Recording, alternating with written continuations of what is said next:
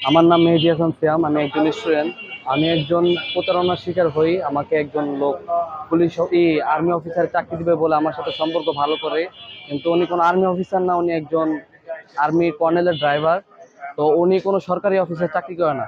তো আমাকে উনি বলে যে সরকারি চাকরি দিবে, আর্মি চাকরি দিবে, যেই কারণে উনি আমার কাছ থেকে বারবার বিভিন্নভাবে টাকা আবদার করে। তো বলে এই অফিসে টাকা জমা দিতে হবে, ওই অফিসে টাকা জমা দিতে হবে, যেই কারণে মনে করেন আমি টাকা জমা দিই। অ্যান্ড আমার দোকান থেকেও বাকি খায়, অ্যান্ড আমার বাবার কাছ থেকেও টাকা নেয়, প্রায় মোট 50,000 টাকা। দেন তারপর ওনার জন্য আমাকে যে কারণে মিরপুর ক্যান্টনমেন্টও নিয়ে যায়। তারপর মিরপুর ক্যান্টনমেন্টে নিয়ে গিয়ে আমার এখানে বসা করায়। তারপরে আমাকে বলে যে মেডিকেল টেস্ট করতে হবে, ভিতরে নিয়ে গিয়ে আমার থেকে টাকা চায়, টাকা দিই। তারপরে বলে মেডিকেল টেস্ট করানো লাগবে না, টাকা দিলেই হয়ে যাবে।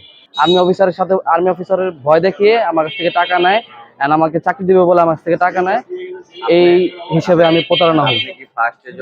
আসসালামু আলাইকুম। দেশ দেশের বাইরে সবাই ভালো আছেন, সুস্থ আছেন। এই যে আজকের যে ভিডিওটা দেখেন, এই লোকটাকে সবাই চিনতে পারেন নাকি? সে কারমাঙ্গিচড়ার অনেক মানুষদের চাকরি দেবে বলে সেনাবাহিনীর নাম বেচে সে প্রতারিত করতেছে অনেক মানুষদের।